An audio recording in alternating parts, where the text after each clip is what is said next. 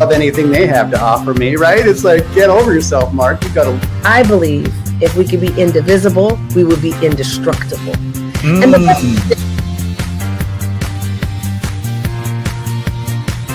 Hi, after this, I don't mean to ask you to put you on the spot to say, tell us what's going to happen in the future, but tell us what's going to happen in the future. Good.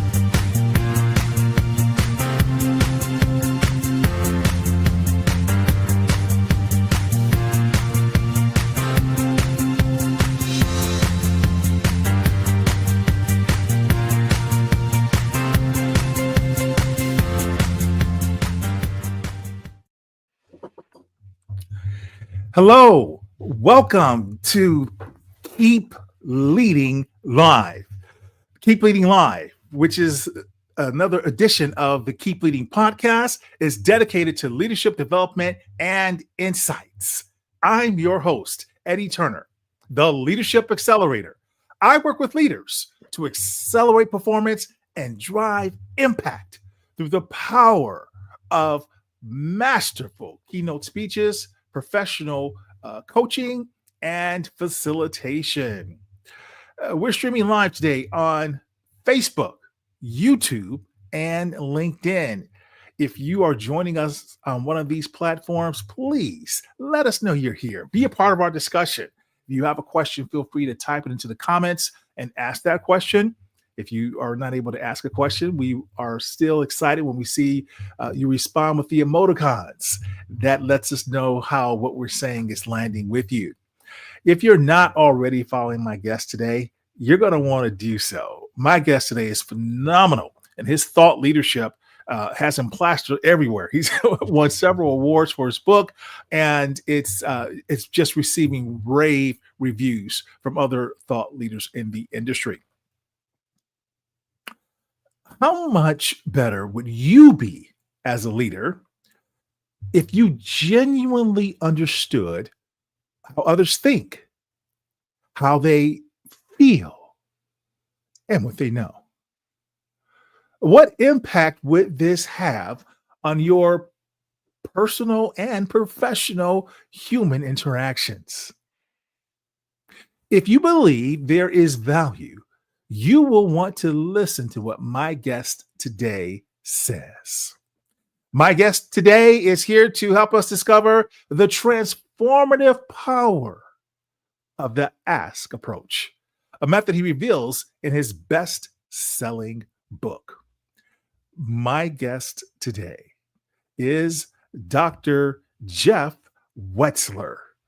Dr. Jeff Wetzler is, if I can add that and change my layout here.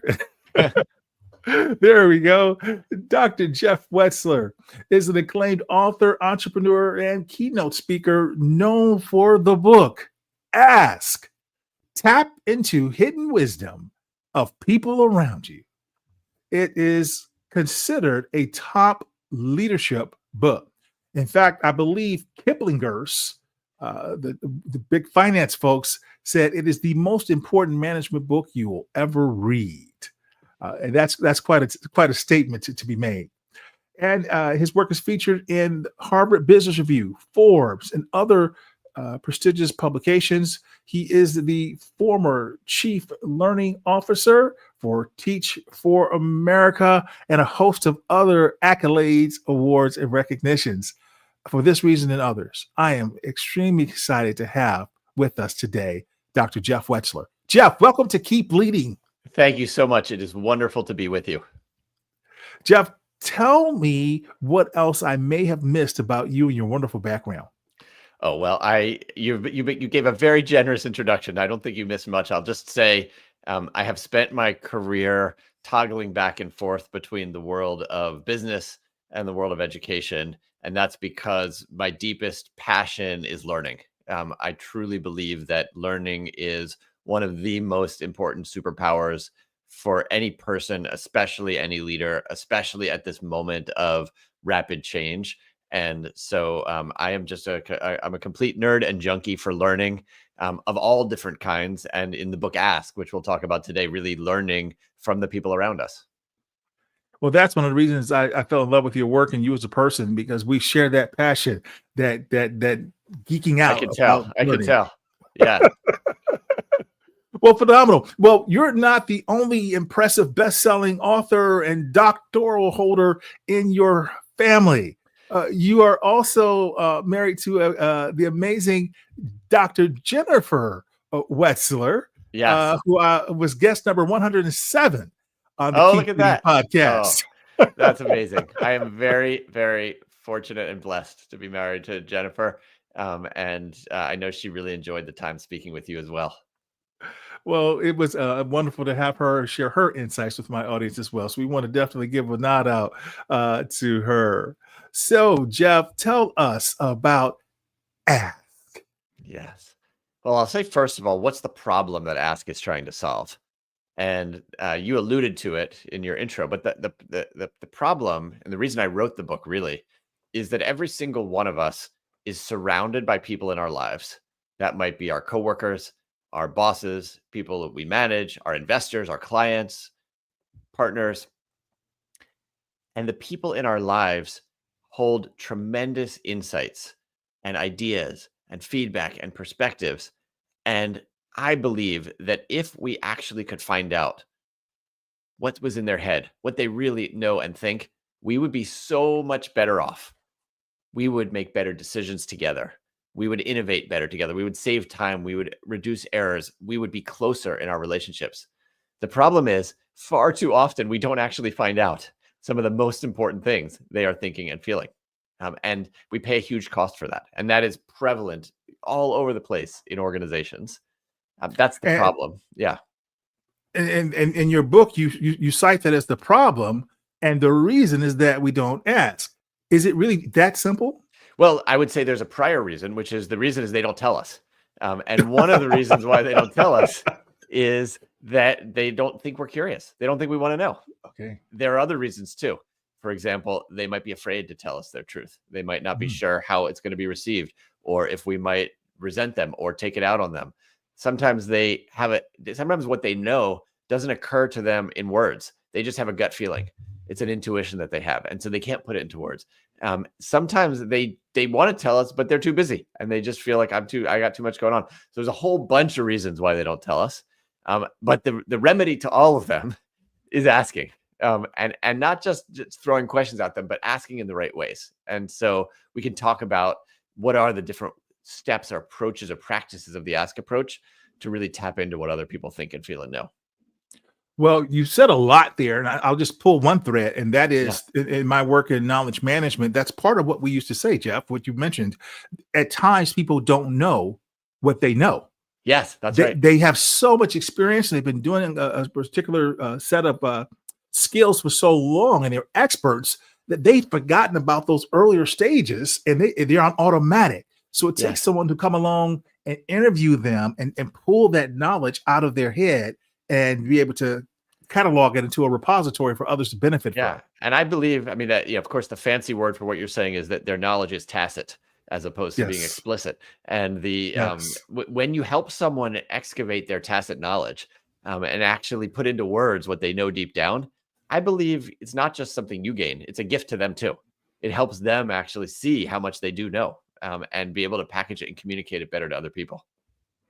Excellent. Excellent. Yes, we pull out the tacit knowledge, make it implicit, explicit. Explicit. Yeah, exactly. Exactly.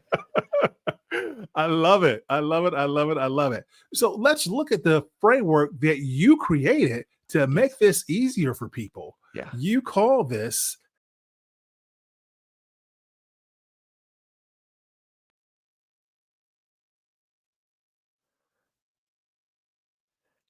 I have lost you, Eddie, if you're talking, but I can talk through the steps of the ask approach. Let's try that again. Okay. I am going to show this in a different way. There we go. I think it's going to appear now. All right, go ahead and just start explaining, and I'll get it on the screen for those who are watching. The ask approach is a set of 5 practices that are all based in social science research, all tested out in action across different kinds of contexts, and when put together, give us the greatest chance of really unlocking that wisdom, unlocking the insights that other people know but may not be telling us. So I'll just walk through each of the 5 steps very briefly. Yes, and then for those, the benefit of those who are going to get this as a download later on, I'm showing it as a graphic here, Jeff's framework. I will go through each step very quickly, and then Eddie, if you want to go deeper on any one, just let me know.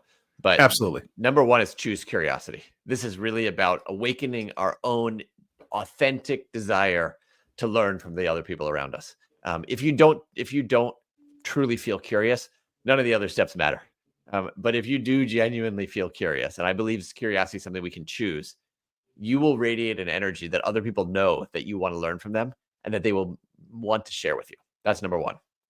Number 2 is called make it safe, because it's a recognition that even if I'm curious about you, and maybe even if you want to share with me, you may not always feel safe sharing with me. You may be worried about the impact of what you have to say. So making it safe is all about lowering those barriers.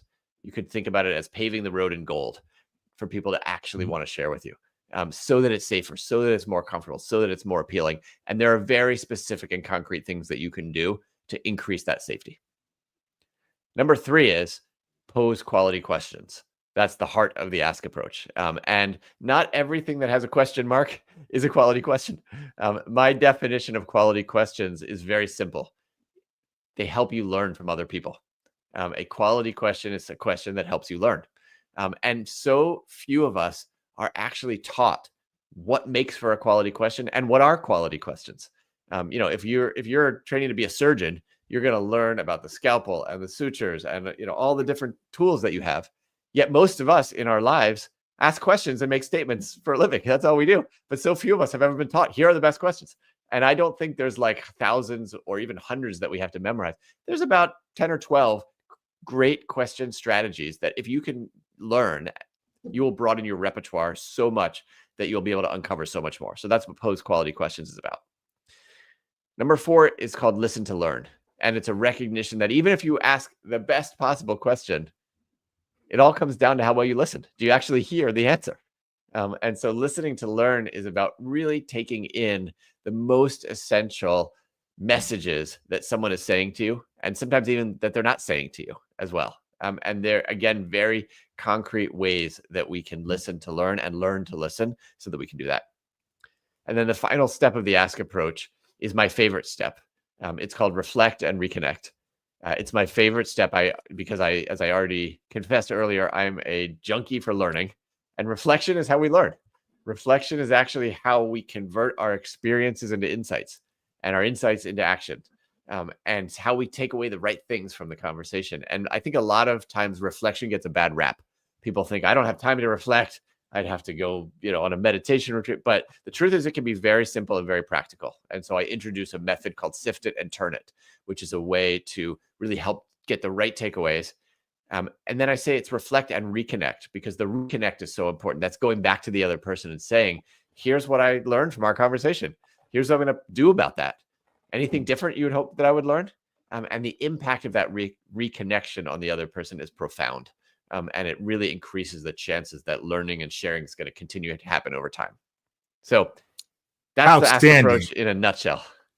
We could do a segment, a 30-minute podcast segment on each of these steps. But I just want to pull apart just a couple of these. Let's start with the final thing you said. We'll go to primacy recency theory, since we're going to the recency effect, right? Yeah. You mentioned here that the aspect of your favorite being the importance of reflection. And one of the most powerful statements made in this area that I learned from my coach, as a professional coach, I was trained under Marsha Reynolds. She cites the work of John Dewey. Yes. And John Dewey says, we don't learn from our experiences. We learn from reflecting on our experiences. Yes. Yes. John Dewey is one of my intellectual heroes. And he thinks so much about the role of experience in learning, but I completely agree. You can have an experience but not get the meaning from it if you don't do the work of reflection. And so reflection really is about making sure that we squeeze every bit of insight out of the experiences that we've had. I think it's the difference between someone having 20 years of experience in a field versus having 1 year of experience in a field 20 times. It all comes down to reflection. So well said. So well said. So I had to pull that thread. Thank you, I love Jeff. it. I love it. I love it. Phenomenal. Now, here's the other component. Obviously, as a coach, when I saw your section on posing quality questions, my antenna went up, because that's one of the core components of our training. But what about folks who are not coaches and they don't care about the coach training, but this aspect of what you mentioned, that I need to ask quality questions, and you said there are probably 10 or 12 that folks might know. Can you give us just 2 quality examples of quality questions? Yeah, I'll start with one strategy that I call request reactions. And request reactions is really simply a strategy that allows you to access the other person's thinking about your thinking. So that if they see a hole in your thinking, if they disagree with your thinking, you're going to be much more likely to find it out. And you might be thinking to yourself, well, they're just going to tell me if they disagree or they don't like what I have to say. But for all the reasons that, people don't say things, and most, predominantly lack of psychological safety, it's quite often the case that someone's not going to tell you if they disagree with you or if they see a hole in your thinking. So requesting reactions can sound like simply, hey, what's your reaction to that? How did that land with you? How does that sit with you? What does that make you think? What might I be missing? Any of those strategies is a strategy that opens you up to what's called disconfirming data. Essentially information that might push against what you believe or what you actually said. Wait a minute. Disconfirming data? Why, as a leader, do I want disconfirming data? I only want well, I love that the opposite, question. Right? Here's the thing. We already know what we think and believe. So we may or may not be right. And you're far better off knowing if you're wrong before you send the troops into action, before you implement whatever you're going to go implement, before you pitch something that may or may not land with the customer.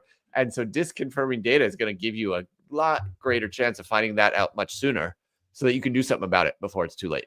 So groupthink isn't always a good thing, is it? Groupthink can get you into trouble sometimes. Yes. Yeah. No, and I love that, Jeff, because, and I'm saying that because when I, as a executive coach working with leaders, and in many cases, I have found that is what gets a lot of leaders in trouble, is that they either believe they know all the answers already, right? Hey, that's how I got the job in the first place.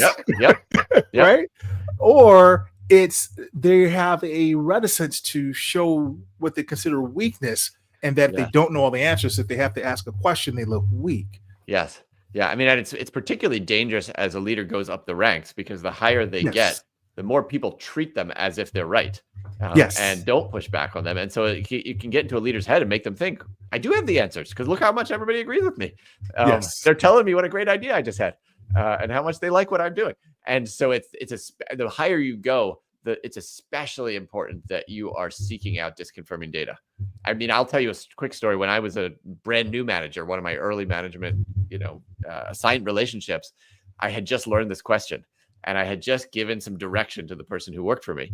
And I remembered to myself, maybe I should ask him, what does he think? So I said, hey, before we go, what's your reaction to what I just asked you to do? And he got quiet for a second. And then he said, if you really want to know what my reaction is, I am completely demoralized by what you just asked me to do. Whoa. And I was floored. I thought we were good, but it turns out that we had very different information about what our clients thought and needed. And based on what he had, it made no sense what I was asking him to do. And so in the space of about 10 minutes, we got back on the same page. We came to the right path forward, and we were good. But had I not asked that question, and by the way, it took me less than 3 seconds to ask that question. Had I not spent those 3 seconds to ask that question, we would have wasted weeks of time, and our relationship would have suffered as well. So that's the client's expectations would have suffered. Not to mention the work would not have gone well for the client. Yeah, exactly. So sometimes people say, I don't have time to ask the question. And I always say, you don't have time to not ask the question, but it doesn't take that long to ask a question like that as well.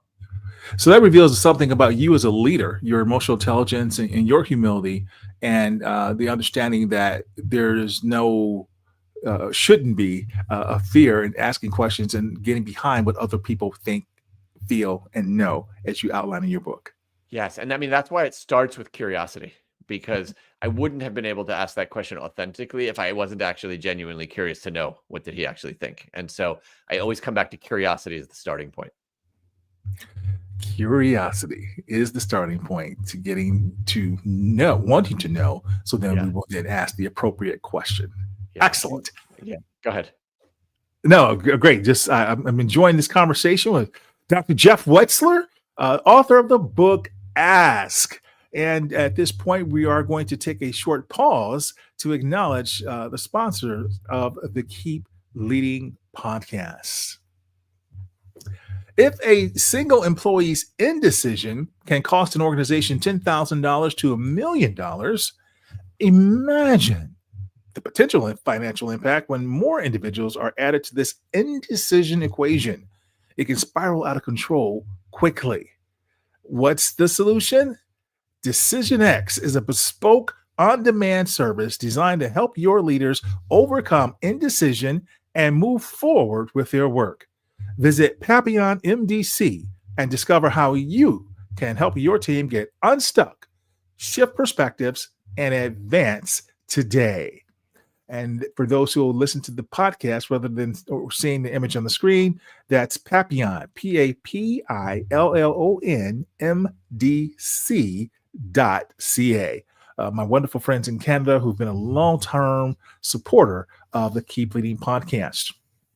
And the Keep Leading podcast, as a reminder, is a part of the C-Suite Radio. Together, we're turning up the volume on business. Visit not just the C-Suite Radio network for the Keep Leading podcast, but for our full network of business podcasts. This episode will be available anywhere you download your podcasts. All right, Jeff, I'm really enjoying our discussion about your book. And we talked about your framework and your questions and your perspective as a leader, and how you've deployed these questions for that reason. Is there a place, however, when we're talking about these questions in your framework with other people, is there a place for us to apply this to ourselves internally? Absolutely. You can apply the entire ask approach to yourself, to learning from yourself. How do you get curious about your own experience? How do you make it safe for to actually do that looking and reflecting internally? What are the kinds of questions that can open up? So it absolutely, I believe it applies internally to ourselves, externally with other people, and also at the team and the organizational level for sure. And in many ways, I think the work starts with ourselves. You can't even choose curiosity, whether you are talking to somebody else or to yourself, without a little bit of introspection as well. And I try to make that practical in the book. Yes, that's why I wanted to highlight that, because sometimes when we're looking at something like this, especially a wonderful framework, we're thinking about, okay, so I can't wait to apply this to this person and apply this with that person. But really, as I was reading it, that's something that kind of came through. It's like, well, I need to start internally. So then I can go external. Yeah. And part of starting internally is taking a look at, what is the story I've got going on here about myself? What's the story I got going on about the other person? Where does that story come from in my own deeper stuff? How do I begin to inject question marks into my own story? Not to say my story is wrong, but to say what else might be true. What else might be going on that I wasn't thinking about? And that type of deep introspective work is powerful, both for applying it internally and with other people. Indeed. Well, I'm going to go back to geeking out intellectually. And that is the other thing that was impressive to me about your book is that it was the foreword was written by Dr. Amy Edmondson, who, when I met her, I geeked out. I felt like I was meeting academic royalty. She is a rock star and amazing.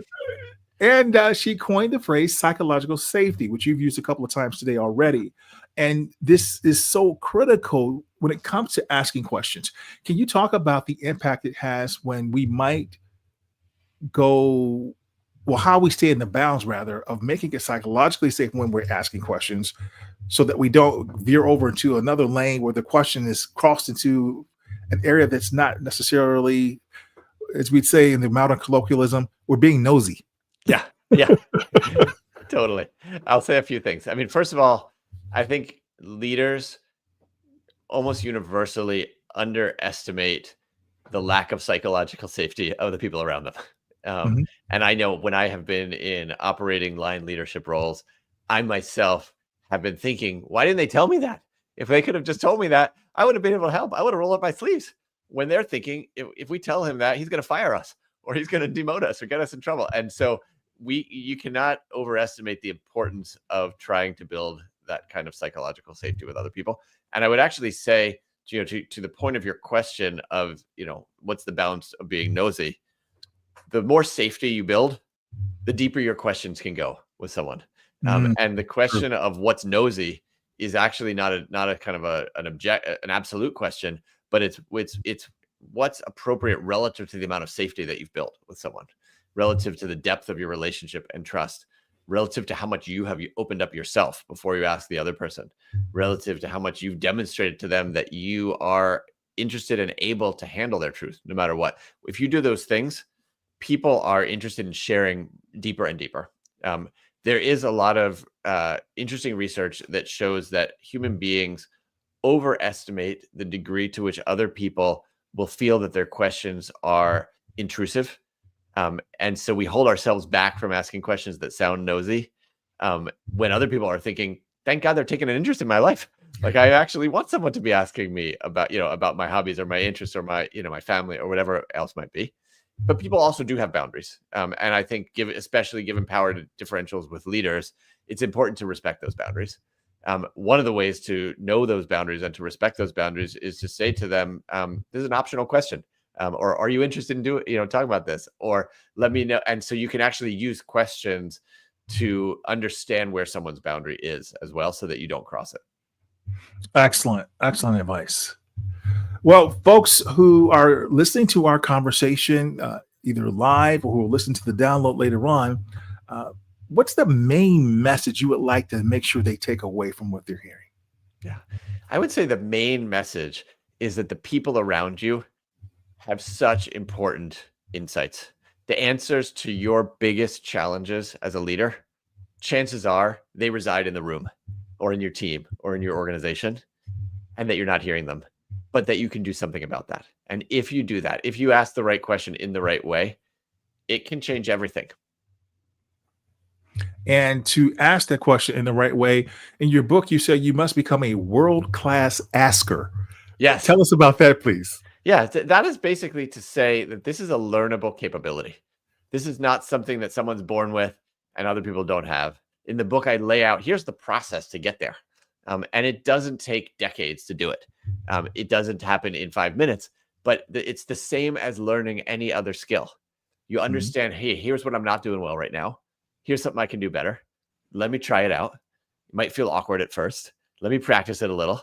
As I start to get better at it, it starts to feel more natural. And then I just go back and say, all right, what's the next piece of this? What's the next question I want to learn how to ask? What's the next listening strategy I want to be using?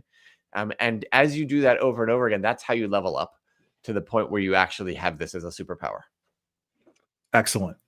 Jeff, what is the most important leadership advice you've ever received, or the leadership quote that you use that helps you keep leading? So I have many, but one of my favorites comes from a philosopher named Alain de Botton. And he said, if you're not embarrassed by who you were last year, you're not learning fast enough.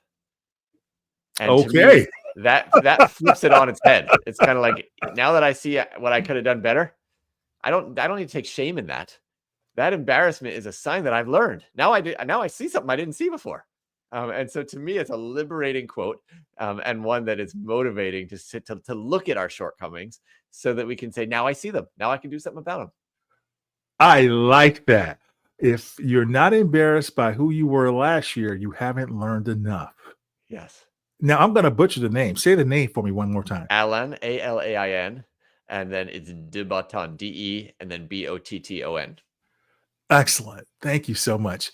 Jeff, I could talk to you for another hour easily. Likewise. But tell us where folks can learn more about you and your great work.